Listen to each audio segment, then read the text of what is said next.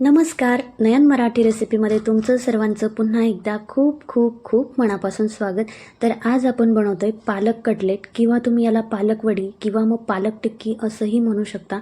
पण खायला अगदी भारी लागतात बरं का. तर हे बरेच जण पालक भाजी खाण्यास कंटाळा करतात.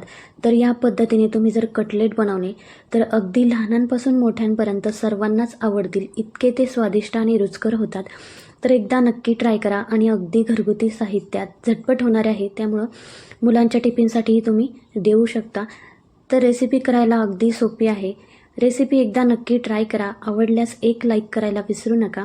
रेसिपी सुरू करतोय, पण त्याआधी तुम्ही नयन मराठी रेसिपी या चॅनलवर जर नवीन असाल तर चॅनलला सबस्क्राईब करा आणि व्हिडिओखालील जे घंटीचं बटन असतं ते दाबायला विसरू नका, म्हणजे जे नवीन व्हिडिओचे नोटिफिकेशन्स असतात ते तुम्हाला सर्वात आधी मिळतील. रेसिपीला सुरुवात करू. आज आपण पालकाचे कटलेट बनवतोय किंवा याला तुम्ही पालकाची वडी असंही म्हणू शकता. तर त्यासाठी आपण इथं 1 वाटी बारीक पालक कट करून घेतलाय. हा पालक मी स्वच्छ धुवून घेतला, त्यानंतर बारीक कट करून घेतलाय. त्यानंतर 2 उकडलेले बटाटे घेतलेत, हे सोलून घेतले. त्यानंतर अर्धी वाटी मी इथं तांदळाचं पीठ घेतलंय. या तांदळाच्या पिठाऐवजी तुम्ही कॉर्नफ्लॉवर वापरलं तरी चालेल. त्यानंतर 2 चमचे शेंगदाणे आणि 1 चमचा धने असं याचा जाडसर थोडासा कूट करून घेतलाय. त्यानंतर एक मध्यम आकाराचा कांदा बारीक कट करून घेतला. त्यानंतर थोडंसं चिली फ्लेक्स घेतलंय, याऐवजी तुम्ही अर्धा चमचा लाल तिखट घेतलं तरी चालेल. त्यानंतर आलं लसणाची पेस्ट घेतली 1 चमचा पोह्याचा. त्यानंतर 2 ते 3 हिरव्या मिरच्या बारीक कट करून घेतल्या. थोडीशी कोथिंबीर बारीक कट करून घेतली. 2 चमचे पांढरे तीळ घेतले. चवीनुसार मीठ घेतले आणि अर्धा चमचा हळद घेतली. त्यानंतर आता आपण बटाटे स्मॅश करून घेणार आहे. तर हे मिश्रण तयार करण्यासाठी मी इथं मोठंच भांडं घेतलंय, म्हणजे आपल्याला मिक्स करायला सोपं जातं. आता घेतलेले बटाटे आपण स्मॅश करून घेऊ. इथं मी हातानेच घेते, तुमच्याकडे स्मॅशर असेल तर त्यांनी करू शकता. बटाटे स्मॅश करून घेतले. त्यानंतर आपण जो बारीक कट करून पालक घेतलाय तो यात टाकून घेऊ. त्यानंतर धने आणि शेंगदाण्याचा आपण जाडसर कूट करून घेतला तो यात टाकून घेऊ. बारीक कट केलेला कांदा, चिली फ्लेक्स, आलं लसणाची पेस्ट, त्यानंतर 2 ते 3 हिरव्या मिरच्या आपण बारीक कट करून घेतल्या होत्या त्याही आपण टाकून घेऊ. त्यानंतर चवीनुसार मीठ, अर्धा चमचा हळद,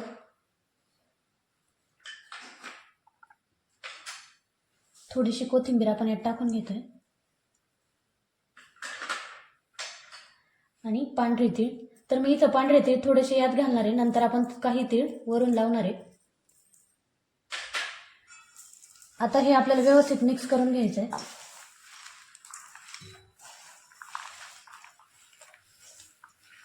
आता हे मिश्रण आपण व्यवस्थित मिक्स करतोय. पालकाला स्वतःचं एक मॉइश्चर असतं आणि उकडलेला बटाटा यामध्ये हे व्यवस्थित मिक्स होतं.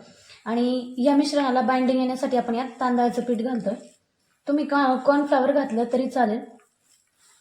आता त्यानंतर मी यात तांदळाचं पीठ घालते. इथं मी अर्धी वाटी तांदळाचं पीठ घेतलंय, त्यातलं मी अर्ध पीठ टाकून घेते. अर्ध पीठ टाकून आपल्याला हे मिक्स करून घ्यायचंय आणि लागण तसं पीठ आपल्याला यात घालायचंय. तर राहिलेले पीठ आपण परत टाकून घेतोय. संपूर्ण अर्धी वाटी पीठ मी इथं घेतलंय. थोडंसं मिश्रण पातळ वाटलं तर थोडंसं अजून तांदळाचं पीठ घेतलं तरी चालेल, किंवा मग थोडं तांदळाचं पीठ आणि कॉर्नफ्लॉवर वापरलं तरी चालेल. दोन्ही अर्धा अर्ध प्रमाणात वापरलं तरी चालेल. आपण पीठ मळून घेतलंय. अगदीच तुम्हाला वाटलं थोडंसं मिश्रण पातळ आहे तर मी यात परत थोडंसं तांदळाचं पीठ टाकून घ्यायचं. त्यानंतर आपण यावर थोडंसं तेल घालतोय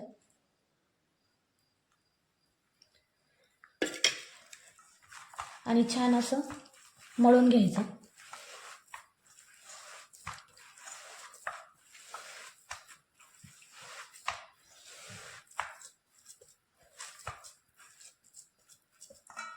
छान मळून झालंय. यानंतर आपण याचे छोटे छोटे गोळे बनवणार आहे. याला मी कटलेटचा शेप देणार आहे. तुमच्या आवडीनुसार तुम्ही याला शेप देऊ शकता. थोडंसं हाताला तेल लावून घेतलंय आणि असं पिठाचा गोळा घेऊन असं हातावर गोल फिरून असा गोलाकार शेप याला देऊन घ्यायचा आहे। या पद्धतीने आपण सगळे पालकाचे कटलेट तयार करून घेणार आहे। यानंतर पिठाचा छोटासा गोळा घेतलाय आणि याच पद्धतीने मी कटलेटचा शेप देऊन, खूप जास्त जाड करायचे नाही किंवा खूप जास्त बारीक करायचे नाही, या पद्धतीने आपण हे गोळे तयार करून घ्यायचे, म्हणजेच पालकाचे कटलेट तयार करून घ्यायचे। याच पद्धतीने आपण सगळे कटलेट तयार करून घेऊ। या पद्धतीने आपण सगळे कटलेट तयार करून घेतले आणि जे आपण पांढरे तीळ घेतले ते मी थोडेसे वर यावर लावून घेतले, म्हणजे ते दिसताना अट्रॅक्टिव्ह दिसतात। आता यानंतर आपण हे तळून घेणार आहे। तुम्ही अगदी शॅलो फ्राय करू शकता, पण डीप फ्राय केल्याने टेस्ट छान लागते, त्यामुळे आपण हे पूर्ण तळून घेणार आहे।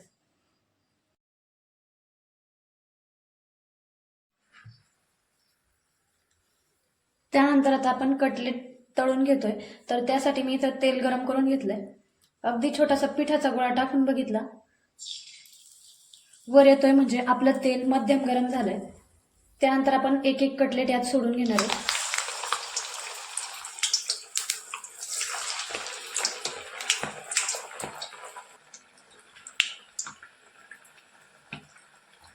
तर 3 कटलेट मी इथे टाकून घेतले।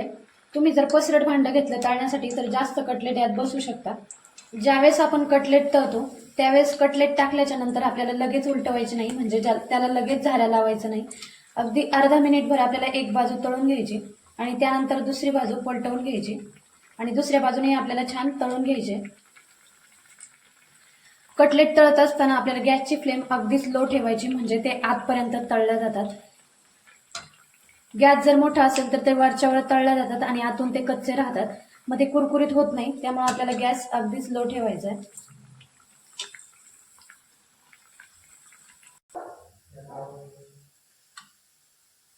2 मिनिटांनंतर आपले कटलेट छान तळून झाले। तुम्ही बघू शकता अगदी कुरकुरीत असे आपले कटलेट तयार झालेत। याच पद्धतीने आपण बाकीचे कटलेट तयार करून घेणार आहे। त्यानंतर आता आपण दुसरी बॅच तळून घेतोय।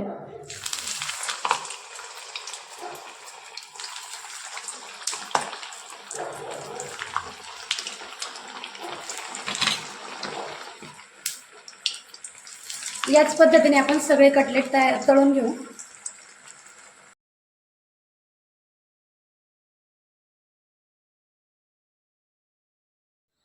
या पद्धतीने आपले पालकाचे कटलेट किंवा मग पालकाची वडी तयार झाली। बरेच जण पालक भाजी खाण्यास कंटाळा करतात, तर या पद्धतीने जर तुम्ही पालकचे कटलेट किंवा मग वडी बनवली तर खायला अगदी रुचकर आणि शरीरासाठी अगदी पौष्टिक आहे। अगदी तुम्ही मुलांच्या टिफिनसाठीही देऊ शकता। तर या पद्धतीने नक्की ट्राय करा, करायलाही अगदी सोपे आहे आणि खायलाही तितकेच मस्त आहेत बरं का। तर एकदा नक्की ट्राय करा। पुन्हा भेटूया अशाच एका नवीन रेसिपीसोबत, तोपर्यंत बाय बाय।